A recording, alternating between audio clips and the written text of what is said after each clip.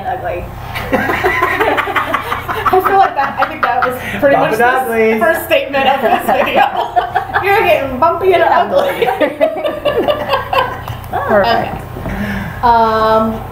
This is again the RBT training video. It is meant to follow the task list and meet requirements for the RBT training. It is not put on by the BACB. Okay. So this is about using the ABCs that we just covered to address challenging behavior. We already went over using the ABCs to teach and how you use that like antecedent behavior consequence to teach behavior. So now we're going to move on to challenging behavior because even though what you do is the most important thing you do is teach, the close second, if not more important, depending on how severe the behavior is, the other thing you do is try to decrease behaviors that are harmful to the individuals you work with and to people around them, because they can make a kid who is otherwise really high functioning, they can put them in really restrictive settings. Like I've seen kids who are in classes with kids who are totally nonverbal, and this kid is should be learning in a regular class. They're just like hyperactive or too disruptive, and so they can't be there, and then they're missing out on all this education, and it only gets worse and worse and worse and worse. So challenging behavior is a common problem for, maybe we have a winner for the slide format. Yeah. So challenging behavior is a common problem for parents, educators, and caretakers. Like everybody, all typically developing kids have some form of challenging behavior. Like that's what parenting's all about, and same thing with classroom management in schools. That's not what parenting's all about, but it's part of it. But for some people, especially the kids that we work with, challenging behavior can severely impact their quality of life. Behaviors like aggression, self-injury, elopement, and property destruction, those are the really severe ones. Also, minor behaviors like just being really disruptive will get you kicked out of a lot of settings that should be really supportive and reinforcing. So these behaviors restrict independence, quality of life, and dignity to the point of we've had kids that come to this center that have been restricted in or have been admitted to hospitals, which is the most restrictive setting. They impair social interaction. Obviously, when you're punching people in the face, don't nobody want to be your friend. They impede learning. Even behaviors that are not the ones that are like harmful to society, like property destruction, aggression, even like stereotypy, when you're engaged in like just repetitive behavior by yourself and you don't attend to the task that you can't learn. Even if maybe this individual is capable of learning, they're not learning. And they can be serious and lead to injury or death, and they can harm other people, which again goes back to restricting their independence.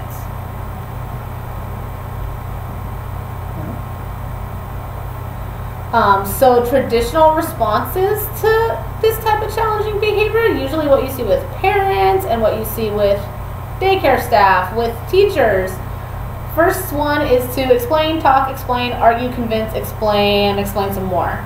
This is what you see when you see parents that are like, we do not hit. It is not okay to hit our friends. We do not hit our brother. You're supposed to love your brother. You're supposed to be a good big brother. Look at him. He's sad. He's crying. You made brother cry. You're making mommy sad. Good little boys do not hit. Look how sad mommy is. Like, this is really how people react. Or they if they have a kid who is has more language abilities, they rationalize them and you can't keep doing this. What's gonna happen when you go to high school? You're not gonna have any friends, and it's like talk. Doesn't ever really do very much, because the issue is not that the kid doesn't. That's not what the problem is. It's not that they don't understand. The other action is to, I should put quotes, punish the behavior. We just talked about how punishment in a technical way is defined as its effect on behavior, meaning that it decreases behavior, but what a lot of families and teachers do to try to punish behavior doesn't actually make the behavior decrease. So it's not really punishment, it's definitely not effective. When adults see this behavior, it's very frustrating for them, and they take it very personally, and their initial reaction is to I'm going to stop you from doing this. I'm going to Like, you can't do that with me. You can't do that to me. You're grounded. You're gonna get a spanking. I'm gonna call you the Walmart video that I was talking about. The girl's like, I want a toy. And then both kids are like, we want toys. And it's like, put it back. The brother puts it away. The girl's like, I want a toy. And the dad was like, look how responsible Big Brother's being, and you still have the toy, and you're acting like what are you acting like? A big baby. Look at you just crying like a baby. I'm like, you're insulting your child. Just put the toy away and make him leave. Yes. You're filming it. So that's where that punishment urge comes from, because they don't know how else to handle it, and they, when you make unpleasant consequences happen, that does change behavior, at least in the moment, and it can be effective. So that's where they go, because that's the only tool they have. Another thing is to make it stop, which punishment strategies do make it stop in the moment. So you might say, like, knock it off, or like, some really kind of like emotional response, or like intense response. Or what's another thing is, I watched another video where this girl's like, I want a brownie, in line at Walmart, and someone else is filming it for like 5 minutes, and he's like, just give her a damn brownie, because that'll make him stop. Yeah. And when you're in, yes, but that does not affect any long-term change. But when you're at Walmart and it's embarrassing, that is, people don't know how to handle that, and then they do that. People also respond emotionally, and that makes all of these other things worse. And eventually what happens is you get avoidance. Like, the teachers don't want to have that kid in their class. Parents don't take the kid to Walmart. Parents don't hang out with their kid. Peers don't hang out with that person. And then there's no rapport or relationship built, and all these things just get worse. These approaches are based in misunderstandings. So, like, the talking and convincing comes from the individual is behaving that way because they think it's okay. Like, did you see that? She thinks it's okay to throw her toys all over the room. Like, no, there's no consideration of, like, this is appropriate. Like, that's totally not what it is. The individual is behaving that way because they haven't been disciplined properly. Like, how many times have you heard, like, that kid just needs a spanking? Like, so many times. But spanking doesn't always work. Like, it's not always punishment. And comes from understanding of the adult thinks that they need, they're the responsible adult. I need to teach this individual that it's not okay to behave that way, and the main tool they have is introducing an unpleasant stimulus, which is trying to punishment. So they scold it, they ground them, something. And it comes from that misunderstanding of momentary effectiveness versus long-term change. So sometimes you can do things that, when you yell at a kid, like, yeah, they're going to stop doing whatever it is because they're going to be like, or when you give in to the behavior, like, yeah, it's going to stop, but then it's never going to stop. They'll just come right back and keep going because it's being enforced. So the truth is, people behave one way or another because it works for them. Like, one of the big underlying principles of ABA is, like, people are not dumb. They behave a way no matter how crazy it looks. They're behaving that way because it's functional for them and it works. It's effective for I don't know what, but it's effective. So this is what we mean when we say that all behavior serves a purpose or a function. So if you hear everybody around here saying all behavior is functional, that's what they mean. They mean it might not look functional. It might look like they're hitting themselves in the head, but it does work to get them something that they need. So a little review. Antecedents are what happens before the behavior. The behavior is an observable and measurable thing that somebody does, and a consequence is something that happens after the behavior. The ABC unit provides the framework for analyzing all behavior. When you use this analysis, you notice orderly patterns, which is what we talked about. That's kind of like an analysis that your behavior consultant for your client is going to do before you even see them. They're going to have observed the behavior, and they're going to have interviewed the parent, and so they should have an idea of why the kiddo is behaving the way they do. So if you can identify these ABCs, you can get a good idea of why the behavior is happening, which puts you in a much better place than all those other reasonings and approaches that we saw before. So now we're going to talk about reinforcement again, even though you already got a lot of experience with this in the acquisition part of the training. But just to review, some consequences called reinforcers cause behavior to continue or increase. Reinforcers are unique and different for every person and for different behaviors. So that means that, like, you can't say chocolate is a reinforcer because I hate chocolate. So if I went for a walk and like a nice old lady came out of her porch and said like, oh hey dearie, like have some No thanks, stranger. Yeah, have some brownies. For other people, this might reinforce the behavior of running by the house because it means like, I'm hungry on my walk, I want to go get some brownies. Stranger. For me, I will avoid that person's house. It'll be a punisher. It'll change my behavior. It'll make walking by the house a decrease because I don't like that awkward interaction of either having to say like, no thank you kind woman, I don't want your kindness, or just eat the disgusting brownie. So like it's a lose-lose, so I'm going to avoid. So they're individual. That's why we say that a reinforcer is something that makes behavior increase. We don't say a reinforcer is hugs, tickles, praise, trampoline, whatever. Behavior occurs because that behavior has produced a reinforcing consequence in the past. This is like the big golden ticket to understanding why people continue to behave the way they do. So reinforcement might not always make sense to observers or be a good consequence. We don't even think that, I mean, you can't even define it as like a pleasant consequence because number one, that's different for different people. Like I don't like chocolate. And number two, some things look like it would never be pleasant. Like reprimands might reinforce disruptive behavior. So that looks really backwards, but it's not a matter of what makes sense. It's a matter of looking at the data. Visual stimulation might reinforce eye gouging. So like really severe people like it's like gouging their eyes to the point where they need goggles or something. But if you're really low function, you have no language and no leisure skills, nothing to enjoy. It's like cool, bright, flashy lights when you press your eye to and if it it's dangerous, but it's reinforcing that. Physical contact reinforces fecal smearing. So maybe if a kid reaches in their diaper and then they smear their poop everywhere, and then mom comes running and says like, "Sweetie, no!"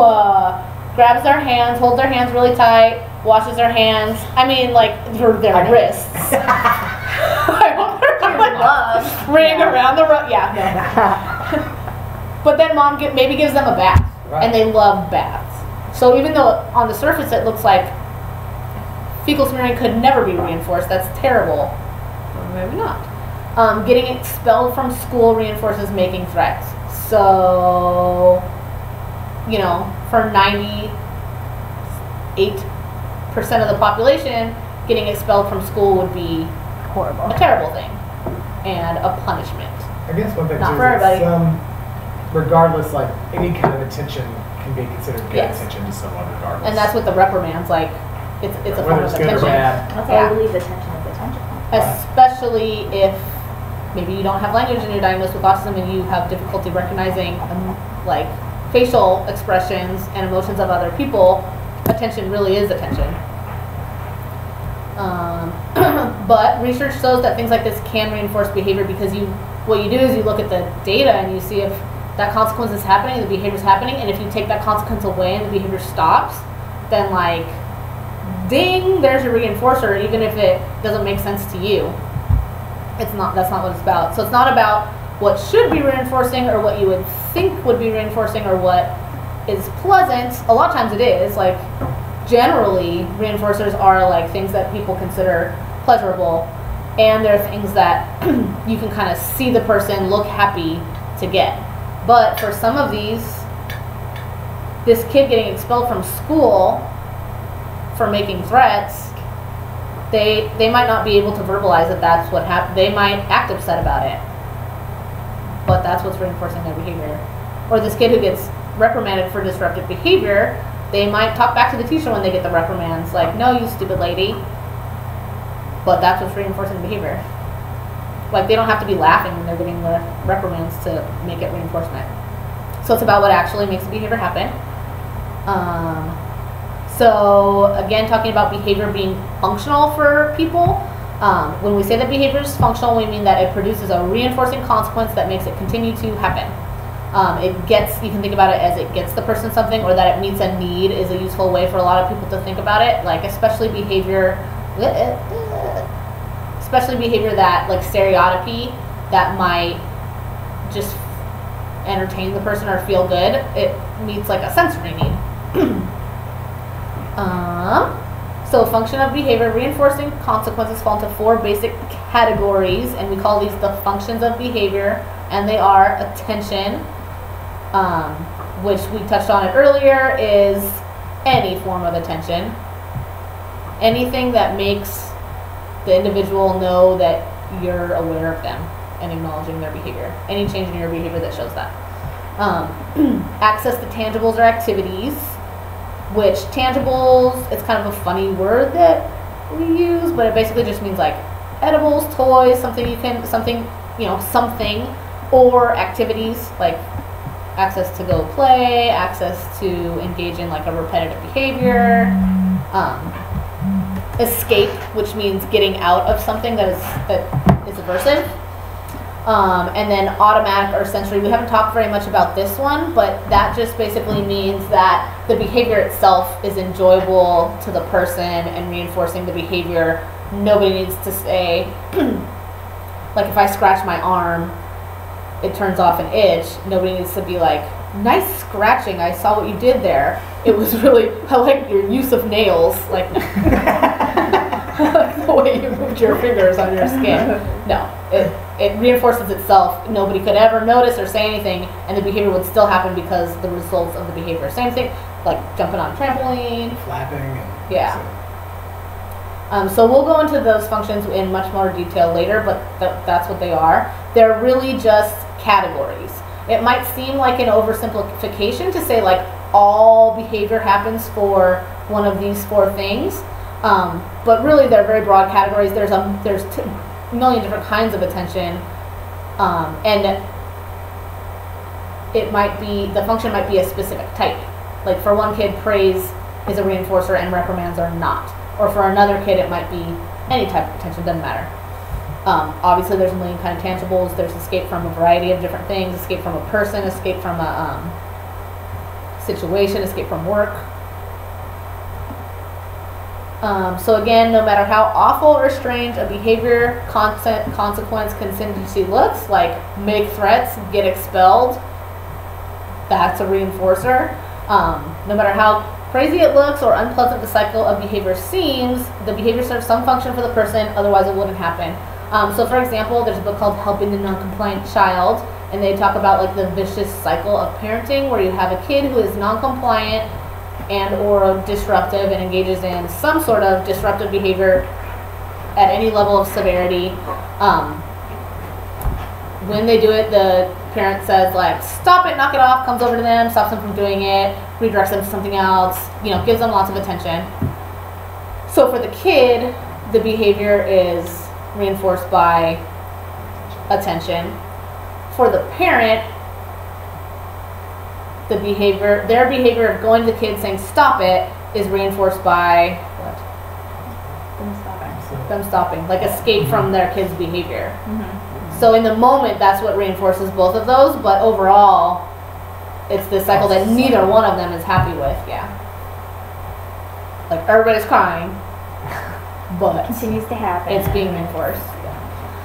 So functions of behavior, understanding the function answers the why from a behavioral approach. So all those other whys that we talked about in the beginning, because the kid thinks it's okay to do that, because they haven't learned that it's not okay to do that, because they're a brat because they're whatever. Those are all the typical reasons. From ABA, the why is always one of the functions. Like, it's going to be one of 4 answers. So the why first, from the perspective of a traditional approach or other fields, are what we already talked about. Like, traditional is because they're a brat, because they haven't learned, because they are a piece of work. In other fields, sometimes the why is a diagnosis, which is still important, but when we're looking at a specific behavior, there is an environmental consequence that is supporting it. Their diagnosis might change the way they interact with their environment. Like a kid with autism, because they don't have any language skills or social skills, that physical activity might be way more reinforcing for them than it is for me, because I have all these other options to do, but they don't have those options. So it answers the question, why does he or she do that? The answer from this is like the key sentence that will all, like, why are they doing this? This is the answer. Because in the past it has resulted in blank, the function, even if only occasionally, and that's a really important part, because we don't have to always get what we want to keep doing a behavior. Like, if you think about it, you know, if you're texting your friend, you don't have to get an immediate answer every single time to keep doing it. If you turn on your car, if it doesn't start one time, you're not gonna like, well, car's broken. Done. Never driving again. Yeah. New car. So because in the past it has resulted in attention. They do it because in the past it has resulted in escape. It has resulted in sensory stimulation, something like that. This, while it seems kind of like, what? When you lay it all out on paper, it seems like it makes a lot of sense to somebody who's not used to this approach. It's going to be like, no, they're upset. Like, it's just because a lot of times what you also see is like, they're just doing that because that's just Bob. Like, that's just him. Like, that's just, but like, no, there's a reason. So this gives us much more to work with than those typical responses we talked about in the beginning, like punishment, rationalizing. So the problem with punishment is, the reason punishments are not usually effective because there's a function supporting that behavior, a reinforcer, making that behavior happen. So whatever punishment you use, you have to overpower it. So if the behavior is automatic, like say a kid wants to jump on the bed, which was what I liked to do when I was little, and like jumping on the bed is just fun, and my mom would come in and be like, God damn it, Hannah! But like, I would still try to sneak jumping on the bed because, yeah. I should watch a trampoline. There's just something about bed. You're right, it's soft.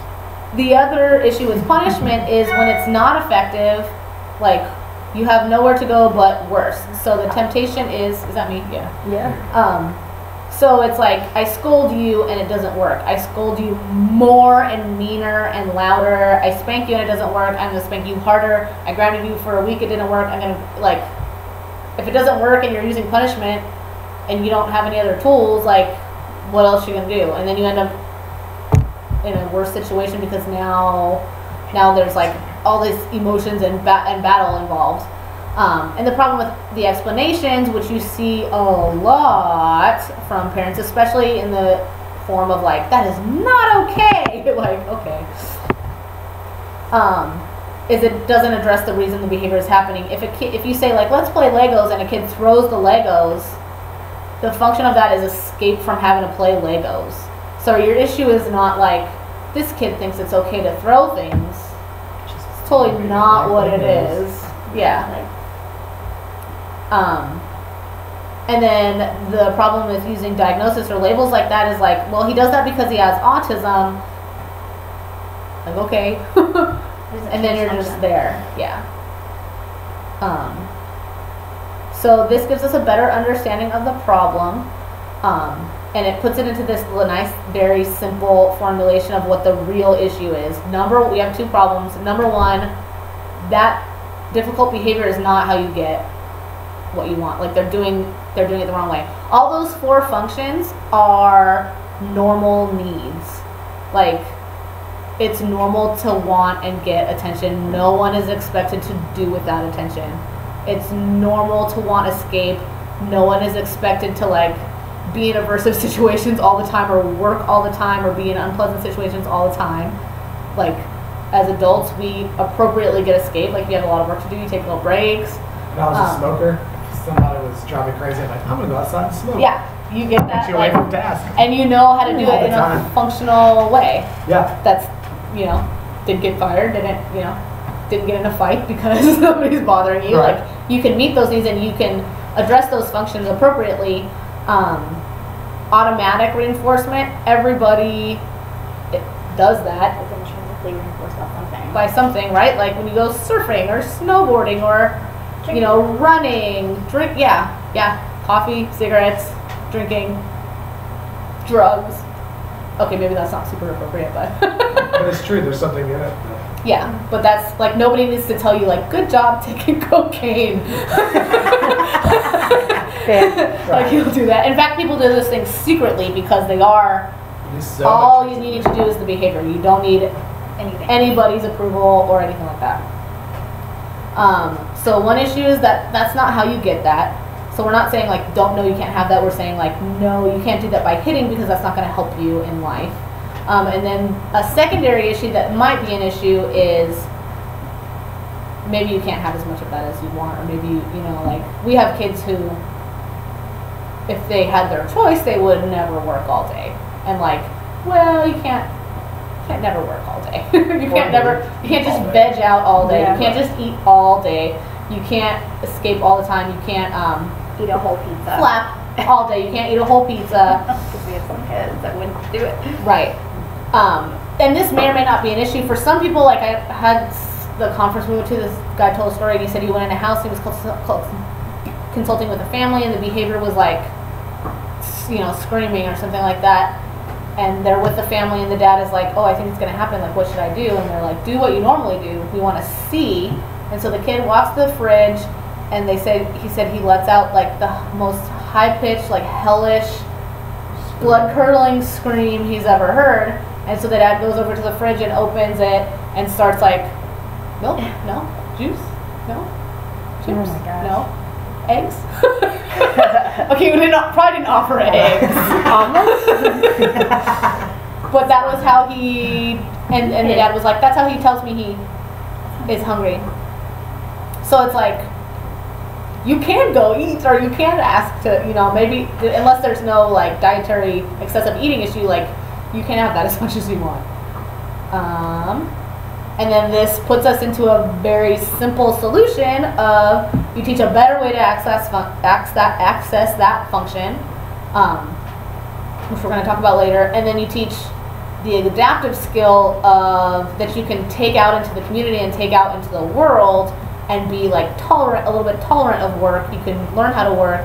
You can communicate in a variety of ways. You can tolerate, no, I can't have my mom's undivided attention 100% of the time. You can tolerate, like, you know, I can engage in social interactions rather than just like flap and script and watch TV all day. So the big takeaway is, why did this font get so small? The big takeaway for this is when you're working with your clients and you become frustrated or confused by their behavior, just remember that that behavior serves a function. And it happens because in the past the behavior has resulted in blank. And if you can try to figure that out, you're going to be in a much better place to deal with it. Don't personalize it like all those, you know, it's not happening because the client doesn't respect you. Like that is not it. But that's the go-to response for teachers, caretakers. Like I worked in daycare for a long time, and that's and that's the response. Like adults have this like, oh, he doesn't do that with me response to it, or like, you know, well, he does that with her because she's too soft. Give her whatever she wants. So these kids have a long history of this behavior. It's not, yes, your behavior does affect it, but it's a matter of the consequence you're providing, not like they don't like you, they're trying to piss you off, they are trying to be, even when it seems like they are. We do have a lot of kids that like the what reinforces their behavior is like a emotional upset reaction from you, so they do try to get under your skin. They do try to do the opposite of everything you say, but you think it happens because in the past that behavior has resulted in an emotional reaction from the person. So then you just do your best to shut that off, and now you know why it works. So now if you don't want to see that behavior, then don't let it work anymore. And just this is basically what the BSP will tell you, is to not let the behavior work, and to, you know, try to figure out what it is that they want and find an appropriate way for them to get it. So like if you think they've been at the table too long and they're getting tired of working, and you're starting to see like and all this kind of stuff, you know, let them get a good response in, and then prompt them to say like, hey, I'm really exhausted from working, something like that. And that's it. Woo-hoo. Clap, clap, clap.